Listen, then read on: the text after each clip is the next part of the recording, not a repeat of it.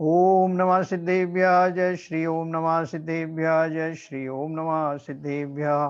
मंगलम भगवान वीरो मंगलम गौतमो गणी मंगलम कुंद कुंदाद्यो जैन धर्मोस्तु मंगलम। सर्वमंगल मांगल्यम सर्वकल्याण कारकम प्रधानम सर्वधर्माणां जैनम जयतु शासनम जैनम जयतु शासनम जैनम जयतु शासनम। तो आज अपन बात कर रहे थे कर्मों के बारे में। अच्छा, शुरू करेंगे अपन। गुणस्थान हमने जो पढ़े अभी, इंट्रोडक्शन तो अच्छे से पढ़ लिया है। बहन जी की क्लास में भी चल रहा है, तो काफ़ी जो आने वाले श्रोता हैं वो कॉमन भी हैं बहुत से, तो उनको वहाँ भी पता लगा होगा। और फिर भी अपन आगे कभी इसको दोबारा भी रिवाइज करेंगे। तो बहुत सारे जो हैं यूट्यूब के ऊपर में इसके वीडियो भी हैं, बाबूजी ने भी लोड किए हैं, तो वहाँ से भी देख सकते हैं। और हम लोग भी फिर से पढ़ेंगे इसको बाद में। अभी हमारी बात चलेगी कर्म के ऊपर। पेज नंबर 245, जैन धर्म जानिए नवीन संस्करण। तो 9वां अध्याय है कर्म और कर्म प्रकृतियां। कर्म किसे कहते हैं? इस संसार में जीवों की विचित्र दशाएं नजर आती हैं। कोई जीव दुखी है, कोई सुखी है, कोई गरीब है, कोई अमीर है, कोई मनुष्य है, कोई पशु है, इत्यादि। इस प्रकार एक ही माता पिता की संतानों में कोई सुंदर होता, इसी प्रकार एक ही माता पिता की संतानों में कोई सुंदर होता है, कोई कुरूप होता है, कोई बुद्धिमान होता है, कोई अल्प बुद्धि वाला होता है। अतः विचारणीय यह है कि जब सभी जीव हैं तो ये विषमताएं क्यों होती हैं? इसका कोई ना कोई कारण होना चाहिए, वरना सभी जीवों को समान होना चाहिए था। अनेक दार्शनिकों ने इसकी खोज की, मगर तर्कपूर्ण उत्तर नहीं दे सके, और उन्होंने एक दिव्य ईश्वरीय शक्ति को ही इसका कारण मान लिया तथा इसे ईश्वर, प्रारब्ध, नियति, भवितव्य आदि नाम दे दिए। मगर जैन दर्शनकार इसका कारण कर्म को मानते हैं। कर्म का मौलिक अर्थ क्रिया है। जैन दर्शन में जीव के मोह राग द्वेष रूप परिणामों के निमित्त से परिणमित कार्मण वर्गणा रूप पुद्गल स्कंद कर्म रूप होकर जो आत्मा से बंधते हैं, उन्हें कर्म कहते हैं। अपन ने पेज नंबर 160 पे जो कर्म की जो पढ़ी थी ना, वर्गणाएं पढ़ी थी, तो आपको सब याद होगा। वो वर्गणाएं अपन ने पढ़ी थी, 23 प्रकार की वर्गणाएं हमने पढ़ी थी। पुद्गल के जो अलग अलग जो है परमाणुओं का समूह है, जिनमें एक जैसी अनुभाग शक्ति होती है, उसकी परिभाषा हमने पढ़ी थी। वो वर्गणाएं कहलाती हैं, और सारी वर्गणाएं जो मौजूद हैं उनके कारण कर्म बंद होते हैं। उसको विशेष देखना हो तो 159 160 पेज पे दिया हुआ है। तो क्या उन्होंने फिलॉसफी क्या दिया? जैन दर्शन में जीव के मोह राग द्वेष रूप परिणामों के निमित्त से परिणमित कर्मण वर्गणा रूप पुद्गल स्कंद कर्म रूप होकर जो आत्मा से बंधते हैं, उन्हें कर्म कहते हैं। रागादिक भावों से प्रभावित होकर प्रत्येक जीव मन वचन काय के द्वारा प्रत्येक क्षण कुछ ना कुछ करता रहता है। उसकी इन क्रियाओं से जीव के प्रदेशों में स्पंदन होता है, जिसके कारण लोक में व्याप्त कर्मण वर्गणा रूप पुद्गल स्कंद कर्म रूप होकर जीव के प्रदेशों से एक क्षेत्रावगाही संबंध स्थापित कर उनके साथ बंधते हैं। देखो, उन्होंने इसमें एक ब्रैकेट में एक चीज लिखी है, जिसके कारण लोक में व्याप्त, तो ब्रैकेट में लिखा है आत्म प्रदेशों में विद्यमान कर्मण वर्गणा रूप उद्गल स्कंद कर्म रूप होकर जीव के प्रदेशों से एक क्षेत्रावगाही संबंध स्थापित कर उनके साथ बनते हैं। आत्मा के आसपास ही जो है वो पुराने बहुत सारे ऐसे जो हैं वो वर्गणाएं हैं जो अभी कर्मण जो अभी चार्ज नहीं हुई है, तो वो ऐसे भाव पाकर के चार्ज हो जाते हैं, और वहीं के वहीं कर्माण शरीर में जो है वो उनका बंद हो जाता है। आसपास भी वायुमंडल में सब जगह भरी हुई है वो कर्मण वर्गणाएं। कुछ हमारे आत्म प्रदेश के आसपास भी हैं जो बंधी हुई अवस्था में नहीं है, डिस्चार्ज अवस्था में है, और वही जो है चार्ज हो जाते हैं। जीव के प्रदेशों से एक क्षेत्रावगाही संबंध स्थापित कर उनके साथ बंधते हैं। आत्मा के साथ बंधने वाले इन पुद्गल स्कंधों को ही कर्म कहते हैं। ये उसका मतलब फिजिकल रूप है। अब कर्म मूर्तिक होते हैं। कर्मण वर्गणा रूप पुद्गल स्कंद जो आत्मा के साथ बंधकर कर्म रूप परिणमित होते हैं, वे रूप रस गंध व स्पर्श वाले होते हैं। स्वाभाविक है ना, क्योंकि पुद्गल के हैं वो, तो पुद्गल वाले सब गुण उसमें पाए जाएंगे। और मूर्तिक होते हैं, यानी वो मूर्तिक होते हैं मतलब दिखाई देने की योग्यता रखते हैं, दिखने की योग्यता रखते हैं। ये बात अलग है कि हमको नहीं दिखाई देते, अवधि ज्ञानी आदि को दिखाई देते हैं। वे रूप रस गंध व स्पर्श वाले होते हैं और मूर्तिक होते हैं, किंतु सूक्ष्मता के कारण दिखलाई नहीं देते हैं। मतलब हम लोगों को इन्हें किसी यंत्र आदि से भी नहीं देखा जा सकता है। फिर भी जीव की ज्ञानी अज्ञानी दरिद्री अमीरी निर्बल बलवान आदि विषम दशाओं को देखकर यह अनुभव किया जा सकता है कि जीव के द्वारा बांधे गए पुण्य और पाप रूप कर्मों के भिन्न भिन्न फलों के कारण ही ये विषमताएं पाई जाती हैं। तो इसमें अपन ने एक बात क्या देखी कि वो भले ही वो जो कर्म है सूक्ष्म है, क्योंकि पुद्गल जो है स्वयं में ही सूक्ष्म है, परमाणु जो उसका सबसे छोटा स्वरूप है ना, तो हम तो उनके वो सूक्ष्म स्कंदों को भी नहीं देख पाते। जैसे कर्मांड वर्गणाएं भी तो जो है कई कर्मों से मिलकर के वर्गणाएं बनती है, तो हम उस स्कंद को भी नहीं देख पाते। लेकिन अवधि ज्ञानी और मन पर्याय ज्ञानी और केवल ज्ञानी उनको देख सकते हैं, जान सकते हैं डायरेक्टली। जीव के साथ कर्म अनादि काल से संबद्ध है। आत्मा स्वभाव से वीतरागी है और राग परिणति के कारण उसके साथ कर्म बंधते हैं, है ना। ये कर्म अनादि काल से आत्मा के साथ बंधे हुए हैं। जैसे दूध में पानी अथवा तिल में तेल हमेशा से है, उसी प्रकार संसारी जीव के साथ कर्म भी हमेशा से हैं। कर्म उदय में आने पर फल देकर ही आत्मा से अलग होते हैं, है ना। जब वो उदय में आते हैं तो उनका फल प्राप्त होता है। यह मानना उचित नहीं है कि प्रारंभ में आत्मा शुद्ध अर्थात कर्म रहित थी और बाद में कर्म बंधे, क्योंकि कर्म रहित अवस्था होने पर तो जीव संसारी रहता ही नहीं तथा मोक्ष प्राप्त कर सिद्धालय में विराजमान होता है और पुनः संसार से लौटकर नहीं आता है। अतः स्पष्ट है कि संसारी जीव के साथ कर्म अनादिकाल से बंधे हुए हैं, नया बंध नहीं हुआ है पहले से। फिर कर्मों की निरंतरता। कर्म सिद्धांत में यह समझना भी आवश्यक है कि कर्मों का बंध होना एक निरंतर प्रक्रिया है। ये कर्म वर्तमान में जीव के साथ रह रहे हैं और अगले भव में भी साथ जाते हैं।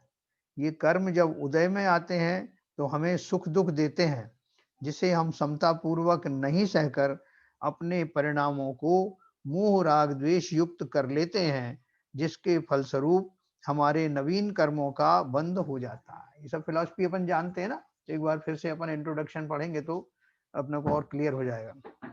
इस प्रकार उदय में आने वाले कर्म फल देकर आत्मा से छूटने के साथ साथ नवीन कर्म भी बंधते रहते हैं और कर्म बंध की यह प्रक्रिया निरंतर चलती रहती है, ठीक है ना। तो वो निर्जरा तो पुराने कर्म की हो जाती है अगर तो वो नए कर्म मान लेते हैं, जो उसका जो रिएक्शन आता है। तो कर्मों की निरंतरता संसारी जीवों के ही होती है। जीव विशेष पुरुषार्थ यानी तप साधना आदि करके इस निरंतरता को समाप्त तो कर सकता है। तो अपन आगे अभी गुण स्थान अपन ने पढ़े थे ना, तो उसमें अलग अलग गुण स्थान में कोई कोई कर्मों की प्रकृतियां का बंध रुक जाता है, फिर उनका जो है वो उदय रुक जाता है, फिर सत्ता में जो पड़े हुए हैं उनकी निर्जरा हो जाती है। तो ऐसे जो अलग अलग जो उसके भेद हैं वो भी अपन आगे पढ़ने वाले हैं। तो वो क्या बोल रहे हैं कि ऐसे जो जीव हैं जो तप और इसका रहस्य जो समझ जाते हैं, वो तप साधना के द्वारा उस फार्मूले को अपना करके उन कर्मों का बंध जो है फर्दर रोक देते हैं, संवर हो जाता है, फिर निर्जराएं होने लगती हैं। संवर के द्वारा नए कर्म आने बंद हो जाते हैं और निर्जरा के द्वारा सत्ता में पड़े हुए कर्म निर्जरित हो जाते हैं, डिस्चार्ज हो जाते हैं। तो जीव विशेष पुरुषार्थ करके इस निरंतरता को समाप्त कर सकता है। जब सभी कर्म आत्मा से अलग हो जाते हैं तो वह जीव सिद्धावस्था को प्राप्त कर लेता है। इस प्रकार कर्म सहित अवस्था संसारी जीव है और कर्म रहित अवस्था मुक्त जीव है। अब जीव को सुख दुख कर्म ही देते हैं, ईश्वर नहीं, जो मान्यता है ना एक जनसाधारण की। जीव को जो सुख या दुख प्राप्त होता है उसका एकमात्र कारण इसके द्वारा पूर्व में किए गए कर्म ही है। कर्म के अलावा ऐसी कोई अन्य शक्ति नहीं है जो उसे सुख या दुख दे सके। हमारे द्वारा किसी भी क्रिया को मन वचन या काय से करते समय जैसे शुभ अशुभ परिणाम हमारे होते हैं, उसी रूप से हमारे शुभ या अशुभ कर्मों का बंध होता है और उनके उदय होने पर हमें सुख दुख प्राप्त होता है। उदय माने जब वो मैच्योरिटी आती है उनकी, उस मैच्योर होते हैं। कर्मों के अतिरिक्त ईश्वर आदि अन्य कोई शक्ति ऐसी नहीं है जो हमें सुख या दुख दे सके। देखो कर्मों की अगर आप बहुत बारीकी जानना चाहें तो आपको ये भी मालूम पड़ेगा कि जो भी संसार में हमारे साथ घटित होता है, जो भी घटित होता है, चाहे हमको छोटे मोटे जुकाम सर्दी ही क्यों ना हो, सिर दर्द ही क्यों ना हो, ये कोई भी अकारण नहीं होते। हम जो निरंतर जीवों की विराधना करते हैं, हिंसा आदि पाप करते हैं, राग द्वेष आदि भाव करते हैं, उनकी अलग अलग परिणतियों के कारण ही ये सब दृश्य हमें दिखाई देते हैं, है ना। अपन ने नाम कर्म पढ़ा है, नाम कर्म आगे भी पढ़ेंगे, उसके जो है वो जो जितनी जो उसकी प्रकृतियां 53 नंबर, उनमें जो है एक उसकी प्रकृति है जिसमें आपका जो स्थिर रहेगा या जीव अनिस्थिर रहेगा, उसके हिसाब से उसके जो कर्मों का मतलब रोग आदि जो है उसके जो है वो उस हिसाब से निर्भर करते हैं। वो अपन सब पढ़ेंगे आगे। कर्मों के अतिरिक्त ईश्वर आदि अन्य कोई शक्ति ऐसी नहीं है जो हमें सुख या दुख दे सके। कर्मों का फलदान, जो कर्म आत्मा से बंधते हैं वे कुछ समय पश्चात उदय में आते हैं। ये आवश्यक नहीं है कि इस भव में बंधे कर्म इसी भव में उदय में आए। ये कर्म जीव के अगले भव में भी साथ जाकर अपना फल दे सकते हैं। कर्मों के उदय से जीव नाना प्रकार के सुखों दुखों का पात्र बनता है, यही कर्मों का फलदान है। कर्मों के इस फलदान से कोई भी बच नहीं सकता है, चाहे वह देव चक्रवर्ती तीर्थंकर आदि कोई भी हो, है ना। कितने ही कर्म तो हम पिछले जन्मों के पिछले भवों के भोग रहे हैं, और बहुत सारे कर्म ऐसे तात्कालिक भी होते हैं जो इसी भाव में उदय में आते हैं। कर्मों के इस फलदान से कोई भी बच नहीं सकता, चाहे वह देव चक्रवर्ती तीर्थंकर आदि कोई भी हो। हमने तो देखा है अपने कितने सारे तीर्थंकरों को भी उसी पर्याय में बहुत सारे उपसर्गों का सामना करना पड़ा। यह भी आवश्यक नहीं है कि जैसा कर्म बंधा है वैसा ही उदय में आए। कर्म बंध और कर्म उदय के बीच की अवधि में हमारे द्वारा किए गए पुरुषार्थ के कारण बंधे हुए कर्मों की काल मर्यादा और तीव्रता में कमी वृद्धि हो सकती है, जिसे उत्कर्षण व अपकर्षण कहते हैं, है ना। ये अपन ने पहले थोड़ा सा हल्का सा पढ़ा था, और ये आगे अपन पढ़ेंगे कर्मों की जो अलग अलग जो दशाएं होती हैं, वो जो हम पढ़ेंगे तो उसमें ये सब आएगा। पेज नंबर 274 पे हम पढ़ने वाले हैं। उत्कर्षण क्या होता है, अपकर्षण क्या होता है, संक्रमण क्या होता है, निदत्ति निकाचित कर्म क्या होते हैं, ये सब हम पढ़ने वाले हैं। कर्म और क्रिया। कर्म सिद्धांत के बारे में ध्यान देने योग्य बात यह भी है कि कर्म या क्रिया से ही कर्म बनते हैं और कर्म से ही पूर्व में बंधे हुए कर्म कटते हैं। जैसे पानी से ही कीचड़ होती है और पानी से ही कीचड़ साफ होती है ना। यहाँ कर्म को क्रिया के अर्थ में लिया है कि हम जो भी क्रिया करते हैं, मन वचन काया की जो भी क्रियाएं करते हैं उनसे ही कर्म बनते हैं, और जब हम उनको साध लेते हैं, हम उनको अंकुश में ले आते हैं, कंट्रोल में ले आते हैं, मन वचन की काया की जो हमारी क्रियाएं हैं, टेंडेंसीज हैं, तो हमारे वो पुराने न केवल उन कर्मों में संक्रमण आदि होते हैं, घटबढ़ होती है, बल्कि उनसे निर्जरा भी होने लगती है, और क्रियाओं से ही हो रही है। जैसे पानी से ही कीचड़ होती है और पानी से ही कीचड़ साफ होती है। यदि हम क्रिया करते समय सतर्कता बरतें और अशुभ क्रियाओं से बचें व शुभ क्रियाओं में लगें, तो हम पूर्व में बंधे कर्मों की तीव्रता व कालावधि में कमी ला सकते हैं। जीव के राग द्वेष कषाय युक्त परिणाम जितने तीव्र होंगे, उसके अशुभ कर्म उतने ही प्रबल एवं शुभ कर्म उतने ही निर्बल होंगे। इसके विपरीत जीव के राग द्वेष कषाय युक्त परिणाम जितने मंद होंगे, उसके शुभ कर्म उतने ही प्रबल एवं अशुभ कर्म उतने ही निर्बल होंगे। ये सिंपल बात है, जितना जितना अशुभ करेंगे उतने उतने तीव्र बंध होगा, जितना शुभ करेंगे तो शुभ कर्मों का तीव्र बंध होगा। कर्मों के उदय के कारण सुख या दुख तो सभी को मिलता है, लेकिन बुद्धिमानी इसी में है कि हम उनको सहते समय अधिक हर्ष या विषाद नहीं करें और अपने परिणाम समतापूर्ण रखें। है ना, अपन ने पढ़ा ना, होकर सुख में मग्न न फूले, दुख में कभी न घबरावे। तो ये मेरी भावना में पूरा निचोड़ है इन चीजों का। तो वो इन्होंने यहाँ कहा, जब भी कभी आपको ऐसे सुख के क्षण मिले भौतिक संसार में, तो उनसे बहुत उछलने की जरूरत नहीं है, क्योंकि आपके द्वारा किंचित आपके जो परिणामों के द्वारा, शुभ परिणामों के द्वारा ऐसे पुण्य आदि की प्रकृतियों का बंध हो गया था, जिनके फलस्वरूप ऐसे दृश्य आपको दिखाई दे रहे हैं और आप उसमें कूद रहे हो।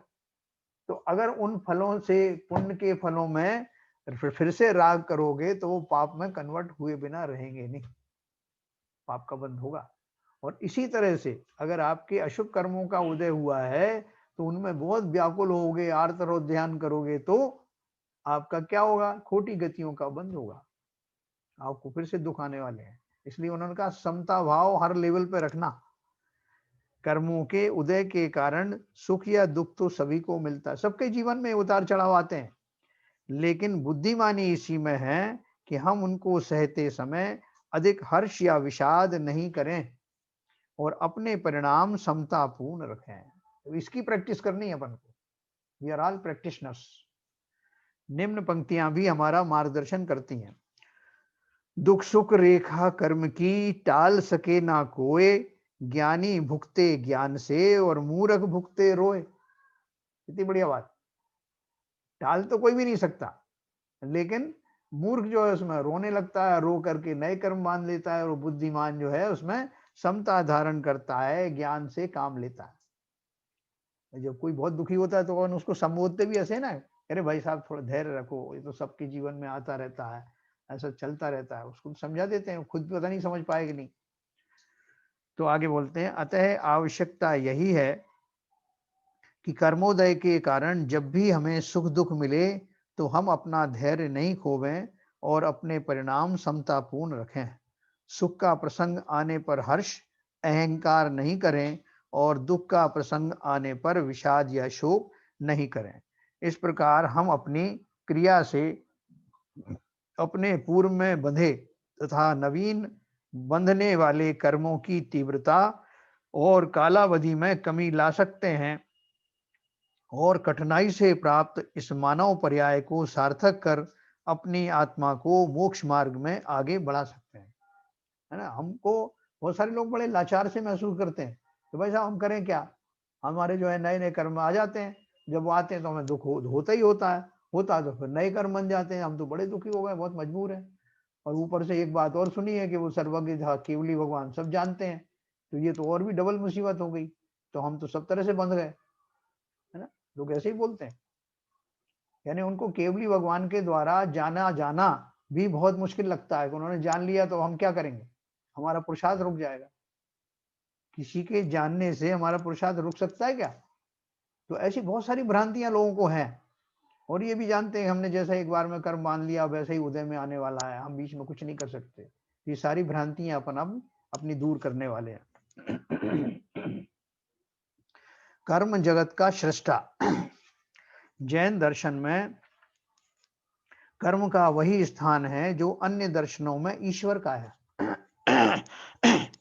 विधि, विधाता, देव और ईश्वर आदि शब्द सब कर्म रूपी ईश्वर के पर्यायवाची हैं, अर्थात कर्मों के अलावा संसार का सृष्टा अन्य कोई नहीं है। देखो कितने लोग कितनी तरह की मान्यता करते हैं, भगवान ने जो चाहा साहब वैसे ही होगा, ईश्वर जो करता है वो उसी की उससे होता है, अल्लाह ताला ने जैसे जाना वैसे ही हुआ है। और दूसरे ये जो है ना, कोई उसको विधि कहते हैं, कोई विधाता कहते हैं, कोई नेचर कहता है, कोई देव कहता है, दैव, देव माने प्रकृति, और ईश्वर, ये सब शब्द जो है कर्म रूपी ईश्वर के पर्यायवाची हैं, क्योंकि ये जो कर्मों का रहस्य है, बहुत सारे जो दर्शन है जैन धर्म के अलावा वो भी कर्म का सिद्धांत जानते हैं। जैसे आपका जो वैष्णव धर्म है उसमें भी है, कर्मों का सिद्धांत है, जो ब्रह्म कुमारी वाला है उनमें भी है, काफी कुछ है। इवन वो मुस्लिम धर्म वाले भी जो है कहीं ना कहीं तो मानते ही हैं, उसमें ईश्वर का जरूर भले ही सबको ऊपर दिया हुआ है, लेकिन ये भी वो जानते हैं कि अच्छे काम करना चाहिए, नेक बंदे को नेक काम करना चाहिए, उनके ही बताया।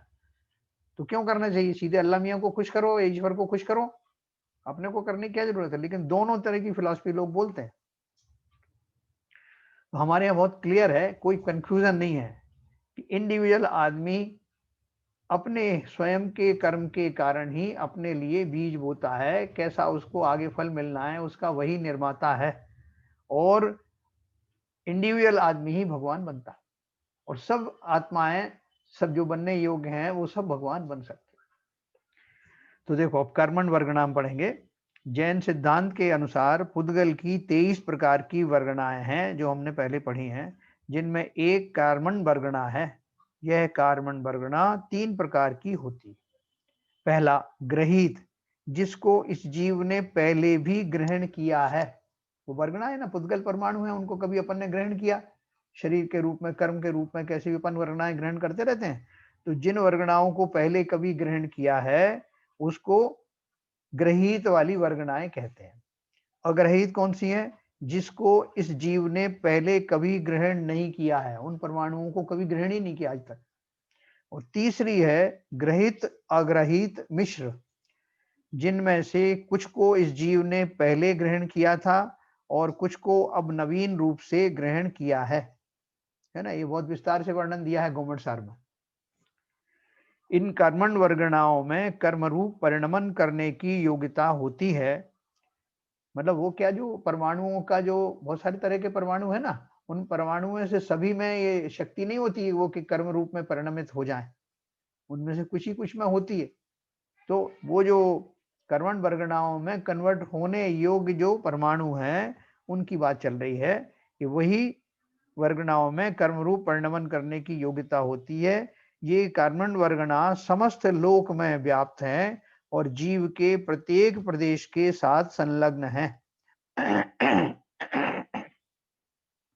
जब जीव के राग आदि विकारी भाव होते हैं तब कर्मण वर्गणा के परमाणु आत्मा के साथ बंधकर कर्म रूप हो जाते हैं और उनमें स्थिति व फल देने की शक्ति उत्पन्न हो जाती है।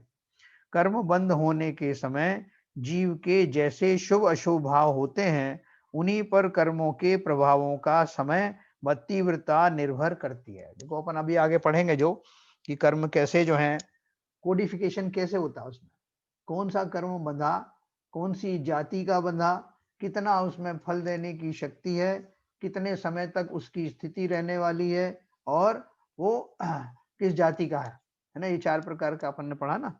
तो वो जो 4 चीजें हैं वो किस पर निर्भर करती है, हमारे भावों के ऊपर निर्भर करती है कि हमने कैसे भाव पूर्वक वो जो सब जो क्रियाएं की थी, मन वचन काय के जो हमारे योग बने थे, उस समय हमारे परिणाम किस जाति के थे। ज्यादातर तो मिश्र होते हैं, तो मिश्र में फिर उनका बंटवारा होता है, कौन से ज्ञानावर्णी बनेंगे, कौन से दर्शनावर्णी बनेंगे, कौन से मोहिनी के खाते में जाएंगे, क्योंकि हमारा मिला जुला पैकेज होता है, विचार भी हमारे ऐसे ही होते हैं, इसलिए वो सब फिर डिस्ट्रीब्यूशन होता है। अब डिस्ट्रीब्यूशन में अगर हमने बहुत अच्छी टैक्टफुली काम किया तो वो जो घातिया कर्मों की जो प्रकृतियां हैं जिनसे हमें जो सबसे बड़ा खतरा है, वो प्रकृतियां का जो है यानी पाप कर्म का बंद कम से कम होता है। और वो तभी हो सकता है जब हम सम्यक दृष्टि हो जाए, वहां से शुरुआत होगी, नहीं तो निरंतरता चलती रहने वाली है।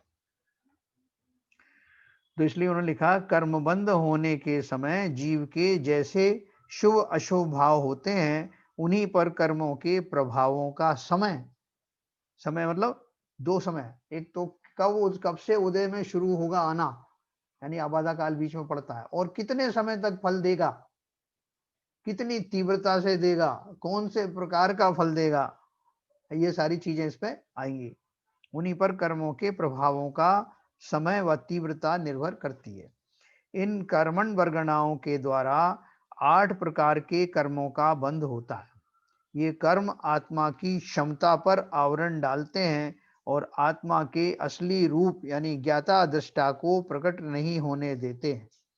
जिस प्रकार बहुत सी धूल उड़कर सूरज की रोशनी को ढक देती है, उसी प्रकार बहुत से कर्म योग्य पुद्गल जो इस आकाश में सब जगह भरे हुए हैं, आत्मा के प्रदेशों के साथ मिलकर आत्मा के असली स्वभाव को ढक देते हैं। देखो इसमें एक विशेष बात यह है कि जिस तरह चुंबक होता है ना, चुंबक, वो चुंबक में सपोज करो कि वो मैग्नेटिक चुंबक है, तो उसमें जैसे ही हम ये स्विच ऑन करते हैं तो वो मैग्नेट बन जाता है, और मैग्नेट बनते सही उनकी इसकी जो लाइन ऑफ फोर्स निकलती हैं, उनसे उसके आसपास रहने वाले जो लोह के कण हैं वो उसकी तरफ खींचे चले आते हैं,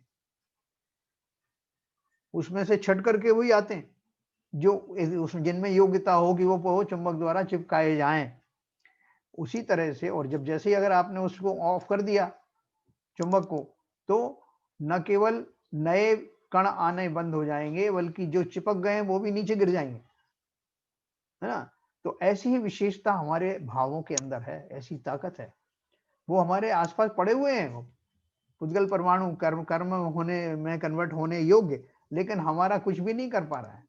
लेकिन जैसे ही हमारी लाइट जली, जैसे ही हमारा जो चुंबकत्व शुरू हुआ, वैसे ही वो आ करके आत्म प्रदेशों में चिपक जाते हैं।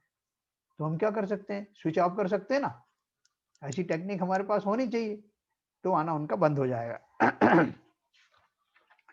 तो इस तरह से हमने ये पढ़ा चैप्टर। मैं थोड़ा सा आपको अभी अनम्यूट करूंगा, फिर कर्मों के अपन भेद पढ़ेंगे, घातीय आघातीय कर्म क्या होते हैं, भाव कर्म, हालांकि ये हम सब पढ़ चुके हैं, ये हमने उसमें भी पढ़ा था शांति पद प्रदर्शन में, और इस कर्म इसमें भी शुरुआत में पढ़ा है, तो फिर भी हम एक बार पढ़ेंगे।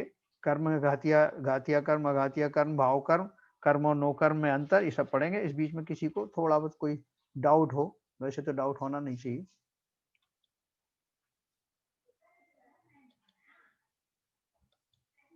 हाँ, किसी को कोई डाउट हो तो पूछें। सबको क्लियर है? ऐसा है, हाँ, मुझे एक क्लेरिफिकेशन चाहिए। इसमें एक सेंटेंस आया था, जीव के प्रत्येक प्रदेश के साथ कर्म जो है संलग्न है।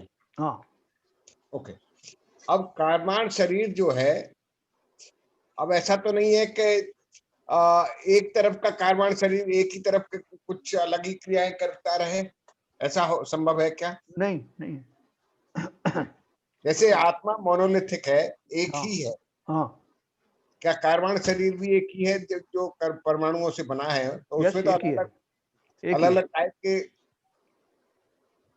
परमाणु आते होंगे, हाँ, जिनका अलग अलग देने की फलदान शक्ति होगी, रस रस देने की शक्ति होगी, या आबादा काल इनका कितना होगा, इस हाँ, तरह की। हाँ, वो कोडिफिकेशन होता है ना, कोडिफाइड होते हैं।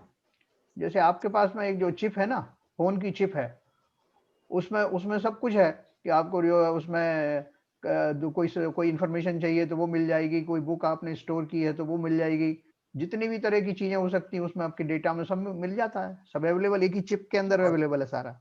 इसी से रिलेटेड एक और चीज है, जैसे कर्माण शरीर है इस समय जीव का, जी। अच्छा हम हर एक के पास, हमारे पास है। हाँ, ओके, क्या उसमें जितनी वर्गणाएं हैं सब हाँ, चार्ज हैं, डिस्चार्ज होने वाली सब निकल चुकी हैं, या उसमें कुछ ऐसी वर्गणाएं भी हैं जो डिस्चार्ज हो चुकी हैं फिर भी चिपकी हुई हैं? नहीं, डिस्चार्ज होने के बाद वो भले ही लगी रहे, लेकिन कर्म बंद उसी को कहते हैं, उसी कर्म बंद उसी को कहते हैं कि जब वो एक्टिव हो, जो चार्ज हो। अगर वो चार्ज फॉर्म में नहीं है तो वो भले ही वहां चिपकी भी हो तो उनका कोई वैल्यू नहीं। नहीं नहीं नहीं, ऐसा है कर्म झड़ जाते हैं, ऐसा एक वर्ड आता है। वो झड़ने का अर्थ वही है, झड़ने हाँ, का अर्थ वही है कि वो डिस्चार्ज हो जाते हैं, उनकी जो जो फल दान देने की शक्ति है वो सब समाप्त इसका होकर के। मतलब जो डिस्चार्ज वर्गणाएं हैं वो शरीर अभी भी कार्बन शरीर के साथ लगी हुई हैं। हाँ, भले ही लगी हो, देखो ऐसा है। तब वो कर्म रूप में नहीं होती। अपन ने हाँ, पहले ये परिभाषा क्या पढ़ी है बिल्कुल कि सही जो जो परमाणु नहीं, है, लेकिन वो हाँ, परमाणु ही कन्वर्ट होते हैं कर्मों के रूप में हमारे भावों का निमित्त पाकर।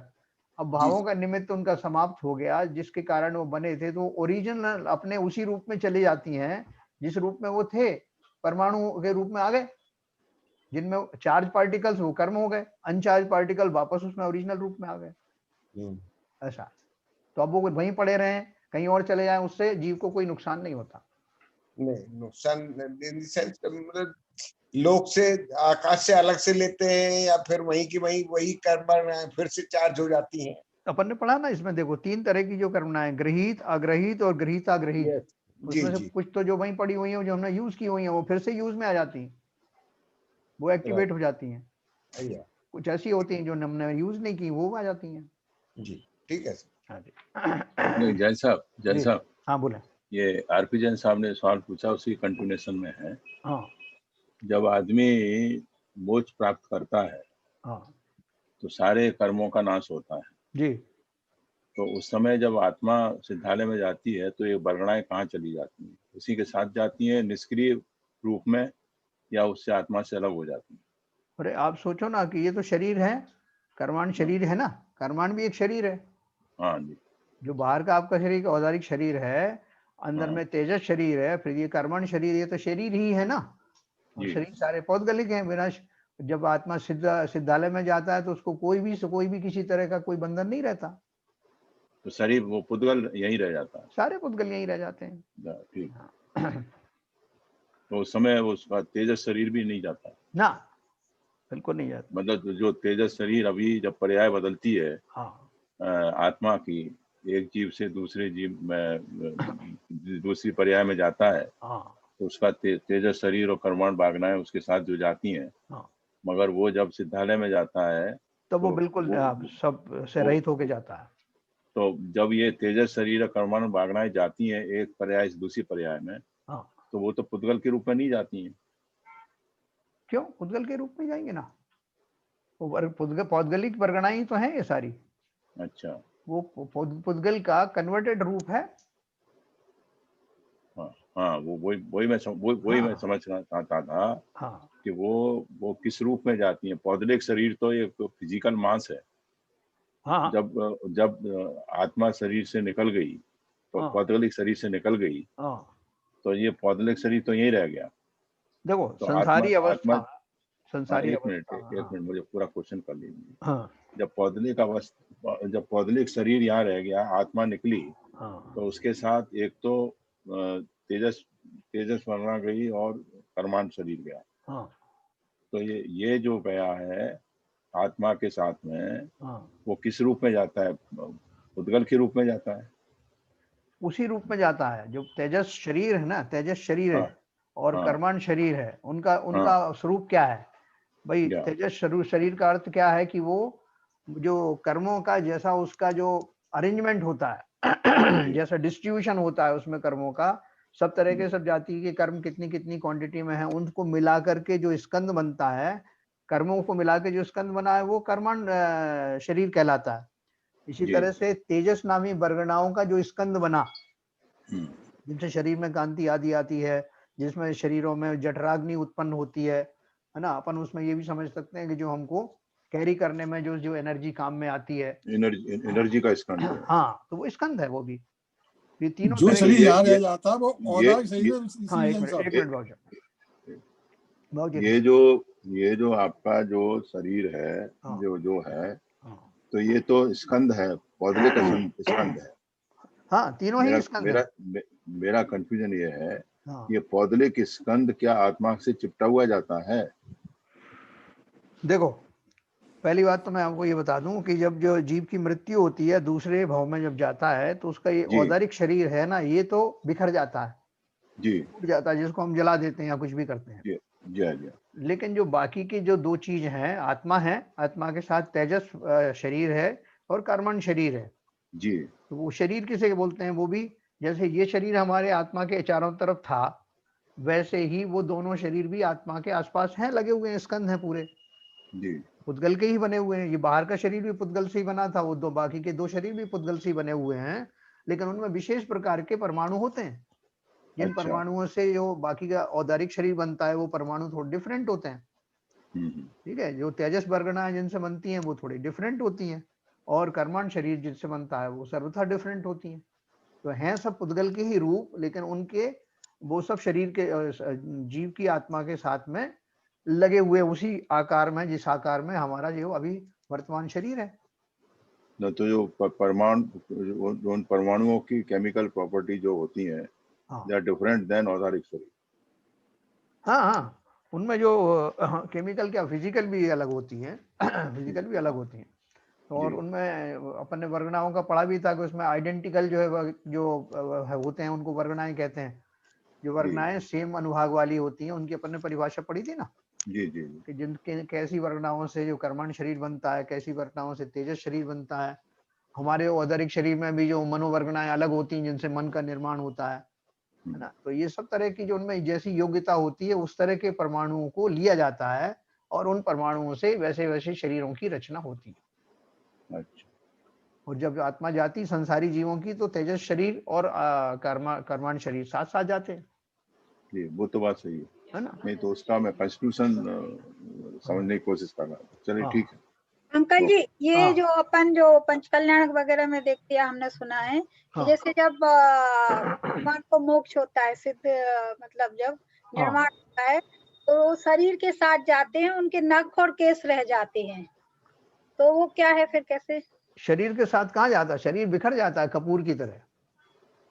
अच्छा, जो क्योंकि वो शरीर है नख और केश को छोड़ करके, नख और केश के परमाणु ऐसे हैं कि उनमें वो परमाणु वो कपूर जैसे उड़ने की शक्ति नहीं होती, योग्यता नहीं होती। तो बाकी के शरीर के जो परमाणु उनमें ऐसी योग्यता होती है कि वो एवोपरेट हो जाते हैं, बिल्कुल कपूर जैसे उड़ जाते हैं। और नख और शिक जो है वहां रह जाते हैं, नख और के केश। तो फिर वो उनको लेकर के वो आर्टिफिशियल वैसे ही शरीर की विक्रिया रिद्धि से रचना करते हैं और फिर उनको अग्नि एक संस्कार करते हैं उनका। अग्नि कुमार देव बोलते हैं अग्नि आते कुमार हैं। देव मुकुट से अपने जिसमें अग्नि निकलती है उससे उनका संस्कार करते हैं।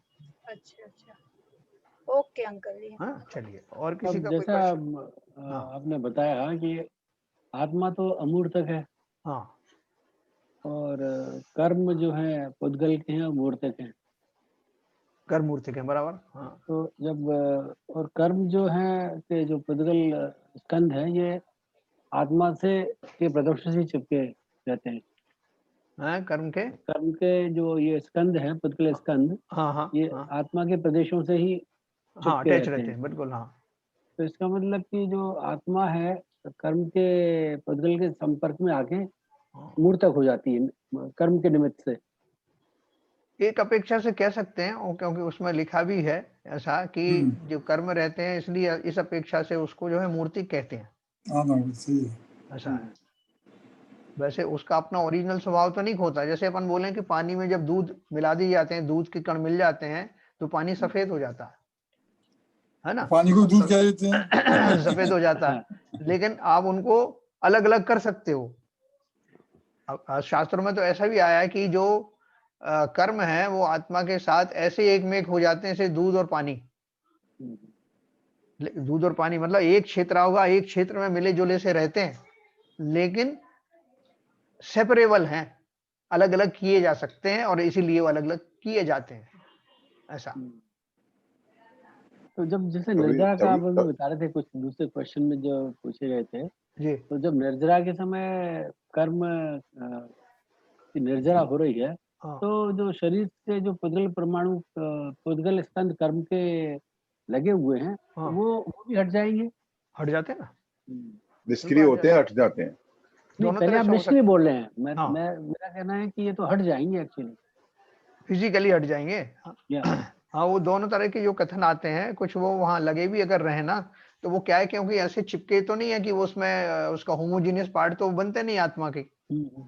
जैसे हमारे शरीर के ऊपर कपड़े हैं तो वो कपड़े कैसे हैं, वो अगर लगे भी रहे तो वो कपड़ा तो शरीर बनेगा नहीं, हम उसको हटाए नहीं तब भी वो जो शरीर उनकी आइडेंटिटी अलग है।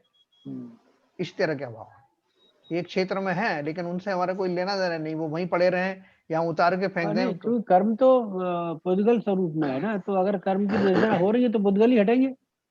हाँ हाँ और क्या।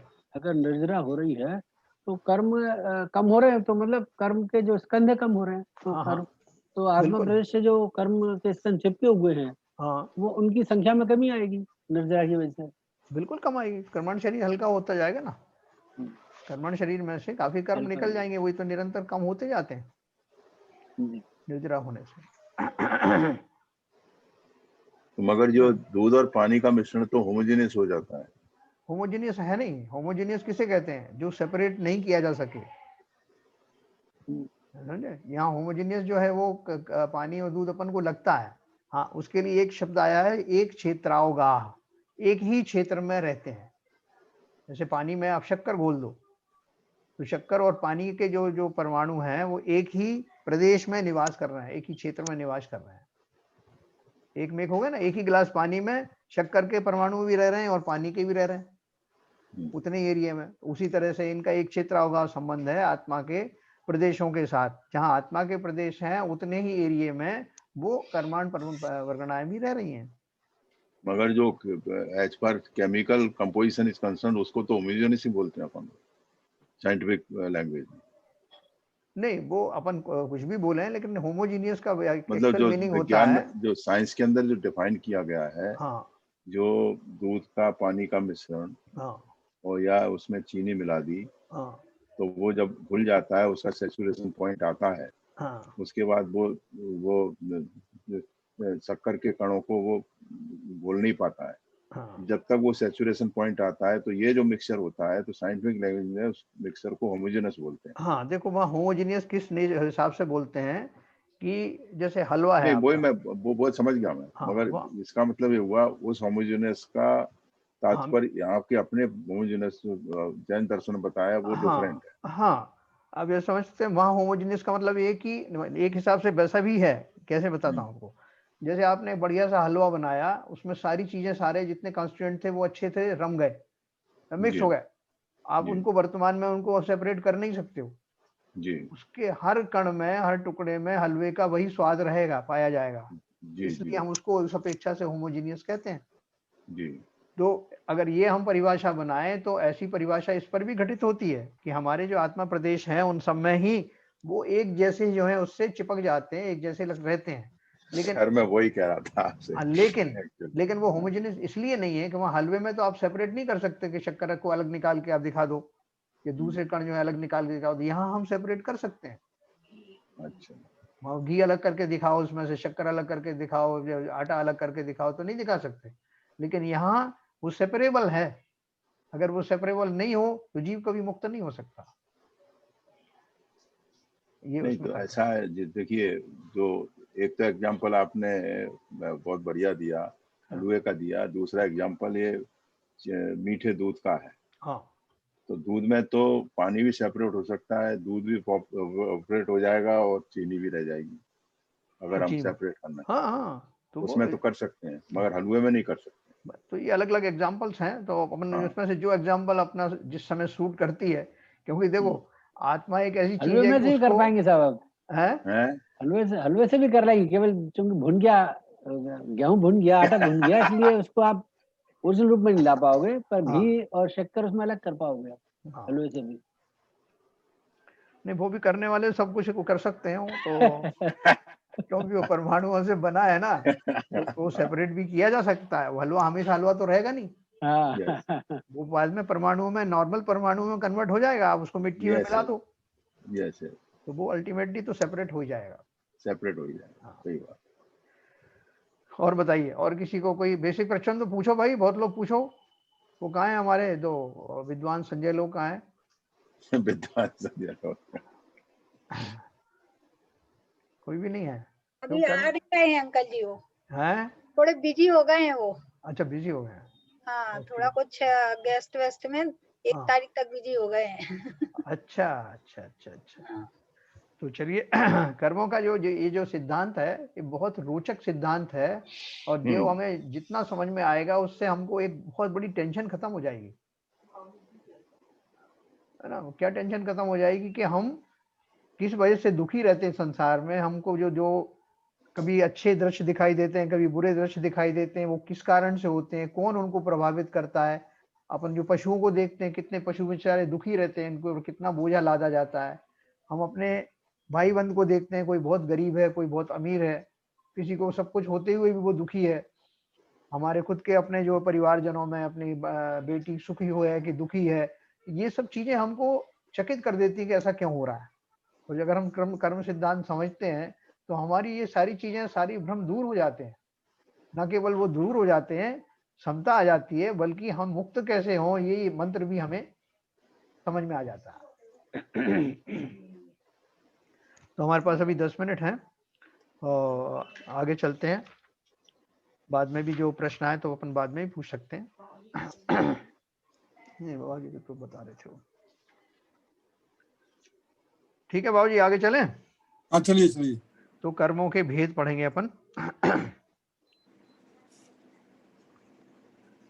देखो पहले उसने पिछले पेज पर अपन ने पढ़ा था, इन कर्मण वर्गणाओं के द्वारा 8 प्रकार के कर्मों का बंध होता है। 8 प्रकार के कर्म तो जो है हमारे मुख्य रूप से हैं, उनकी बहुत सारी प्रकृतियां हैं, तो प्रकृतियां जो है उनकी अलग अलग बंध में आती हैं और उदय में आती हैं। कर्म 3 प्रकार के होते हैं। कर्मों के भेद देखो, पहला है द्रव्य कर्म, जिसे हम अजीव कर्म कहते हैं। आत्मा के साथ बंध को प्राप्त पुद्गल कर्म वर्गणाओं को द्रव्य कर्म कहते हैं, अर्थात जीव के शुभ अशुभ भावों के निमित्त से बंधने वाले पुद्गल स्कंदों को द्रव्य कर्म कहते हैं। जैसे तपाए हुए लोहे को पानी में डालने से वो चारों ओर से पानी को खींचता है, उसी प्रकार जीव के मन वचन काय की क्रियाओं से प्रतिक्षण जीव के सभी आत्म प्रदेशों में कर्म आते रहते हैं। इस प्रकार द्रव्य कर्मों को पुद्गलों का पिंड कहा गया है। मैं आपको बता रहा था ना, ज्ञानावरणादि 8 कर्म द्रव्य कर्म है, तो ये पुद्गल का वो है। अब द्रव्य कर्म के 2 भेद हैं, पहला घातीय कर्म, दूसरा अघातीय कर्म। जो कर्म आत्मा के असली स्वरूप को पूर्ण रूप से आवृत करने वाले हैं, मतलब आवरण डालने वाले हैं, या आत्मा के मौलिक गुणों को प्रकट नहीं होने देते, वे घातीय कर्म कहलाते हैं। ये 4 प्रकार के होते हैं, ज्ञानावरणी, दर्शनावरणी, मोहनी और अंतराय, है ना, ये अपन सब जानते हैं। दूसरा आघातीय कर्म, जो कर्म आत्मा के गुणों का सीधे घात करने की शक्ति नहीं रखते हैं, मगर फिर भी वे घातीय कर्मों के सहायक अवश्य हैं, है ना। सहायक कैसे हैं अपन पढ़ेंगे आगे। और इस प्रकार जीव के भव भ्रमण में सहयोग करते हैं, अर्थात आत्मा के बाह्य शरीर, आयु आदि से संबंध मिलता है, जिससे जीव संसार भ्रमण से मुक्त नहीं हो पाता है। इन कर्मों के नष्ट हो जाने पर ही जीव को मुक्ति प्राप्त होती है। ये कर्म भी 4 प्रकार के होते हैं, वेदनी, आयु, नाम और गोत्र। अपन ने ये पढ़ा था ना कि केवल ज्ञान होने के बाद में जो मुख्य रूप से जो 4 घातीय कर्म अपन ने ऊपर पढ़े हैं वो तो सत्ता में से निकल जाते हैं, लेकिन जब तक शरीर है, जब तक आयु है, तब तक ये बाकी के 4 कर्म बाकी रहते हैं। आयु, वेदनी, आयु, नाम और गोत्र, और वो जब तक आयु है तब तक ये रहते हैं। तो उनसे जो जीव संसारी अवस्था में उनसे कैसे प्रभावित होता है जीव, उनके द्वारा वो 4 कर्म जो घातीय कर्म है उनका कैसे जो है वो बनते हैं, वो कैसे बनते हैं। तो इसलिए उन्होंने बोला कि ये जो अघातीय कर्म है, क्योंकि शरीर के माध्यम से ही मैं ऐसा चिंतन करता हूँ, उनके राग द्वेष करता हूँ, मोहिनी कर्म का बंध होता है, फर्दर बंध होता है। इस शरीर आदि के द्वारा किसी के ज्ञान में आवरण बनता हूँ तो मुझे ज्ञानावरणी, दर्शनावरणी का जो है बंध होता है। किसी के सुख दुख में मैं बाधा बनता हूँ, सुख में अगर बाधा बनता हूँ, उसको कोई दान आदि दे रहा है तो नहीं देने देता, और कोई उसका जो भोग कर रहा है उसमें बाधा बनता हूँ, मेरा अंतराय कर्म का बंध होता है। तो इसलिए उन्होंने कहा कि अघातीय कर्मजीवी डायरेक्टली तो आत्मा के अनुजीवी गुणों को प्रभावित नहीं करते, लेकिन इनडायरेक्टली वो हेल्प करते ना, उनके निमित्त से ही संसारी जीव को तो पूरा जो है आसक्ति शरीर में ही रहती है। वो शरीर को ही कुछ तो अपना स्वरूप मानते हैं, कुछ शरीर को अपना मानते हैं, है ना। 2 तरह के लोग हैं ना, जो शरीर ही मैं हूं ऐसा मानते हैं, कोई शरीर मेरा है ऐसा मानते हैं। ये दोनों तरह की भावों वाला जो जीव है, मिथ्यादर्शी जीव हैं, वो अपने मिथ्यात्व के कारण ही नवीन कर्म का बंध करते हैं, मुख्य रूप से मोहिनी कर्म का। तो इस तरह से 2 हमने पढ़े, द्रव्य कर्म और भाव। द्रव्य कर्म के 2 भेद पढ़े। और दूसरा है भाव कर्म, जीव के क्रोध आदि विकारी परिणाम जिनसे कर्मण वर्गणा जीव की ओर आकर्षित होती है, भाव कर्म कहलाते हैं। कर्म के निमित्त से आत्मा के जो राग द्वेष मोह आदि भाव उत्पन्न होते हैं वे भाव कर्म है। जो मेरे विचारों के द्वारा, भावों के द्वारा, परिणामों के द्वारा जो प्रकट होता है, जो दशाएं प्रकट होती हैं जीव के भावों की, वो भाव कर्म है। उनके निमित्त पा करके जो फिजिकल कर्म आते हैं, पौद्गलिक कर्म, उनको हम उसको द्रव्य कर्म कहते हैं। और अगला है नो कर्म। नाम कर्म के उदय से प्राप्त होने वाला औदारिक, वैक्रियक, आहारक व तेजस शरीर जो जीव के सुख दुख में निमित्त बनता है, नो कर्म कहलाता है। अपने नो कर्म वर्गनाओं के बारे में पढ़ा ना। नो कर्म वर्गनाओं में तेजस वर्गना भी आती है, और जो शरीर का निर्माण के लिए वो आती है। तेजस वर्गना अपन ने अलग से पढ़ा, और वैसे उसी के पार्ट है वो कर्म का ही। कर्माण वर्गनाएं अलग हैं जिनसे कर्मों का निर्माण होता है। तो इस तरह से हमने ये नो कर्म पढ़ा। फिर देखो उन्होंने एक और दिया चलते चलते, कर्म और नो कर्म में अंतर क्या है।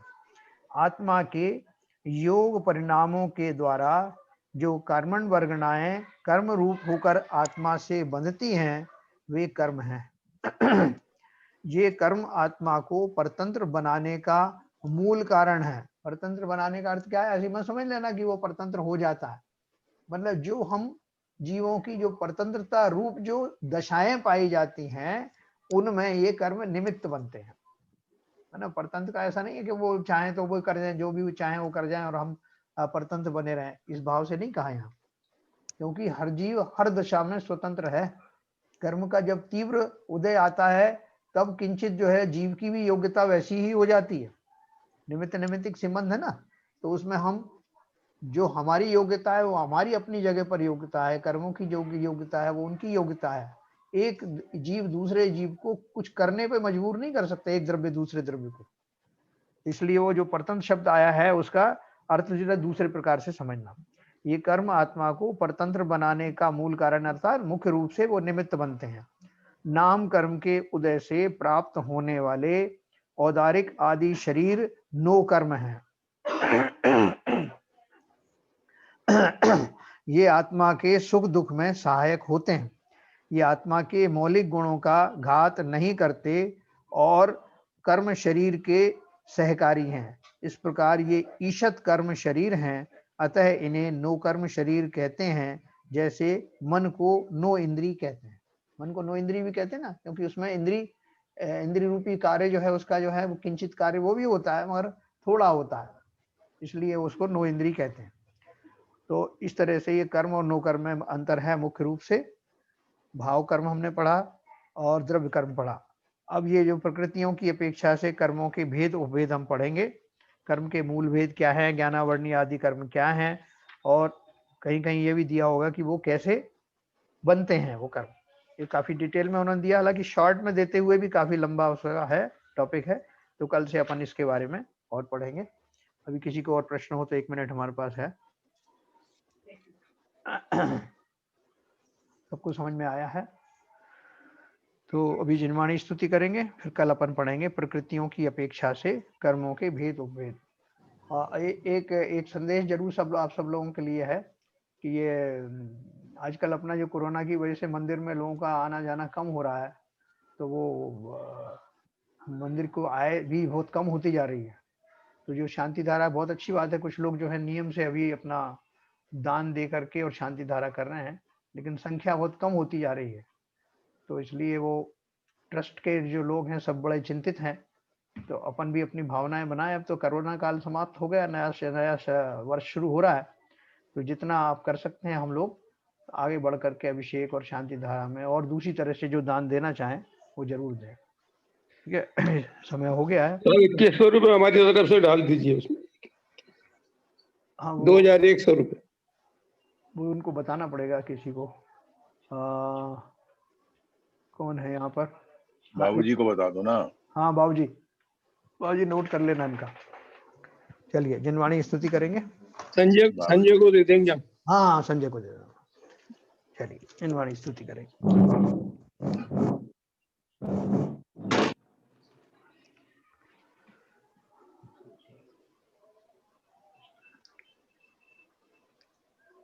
बोलिए ललित जी।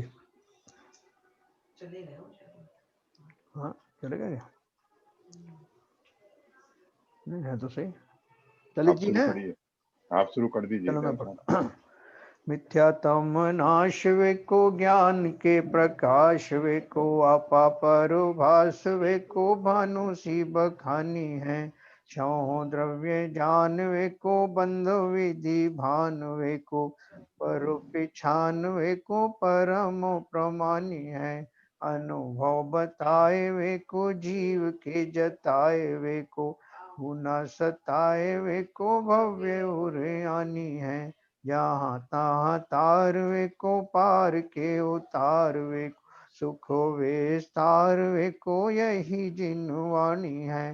ये जिनवाणी भारती तो ये जपो दिन रैन जो तेरी शरणा गहे सो पावे सुख चैन। या वाणी के ज्ञान ते सूझे लोकालोक सो वाणी मस्तक धरूं सदा देत हूँ दो। इन वाणी माता की जय। नमो कारवत।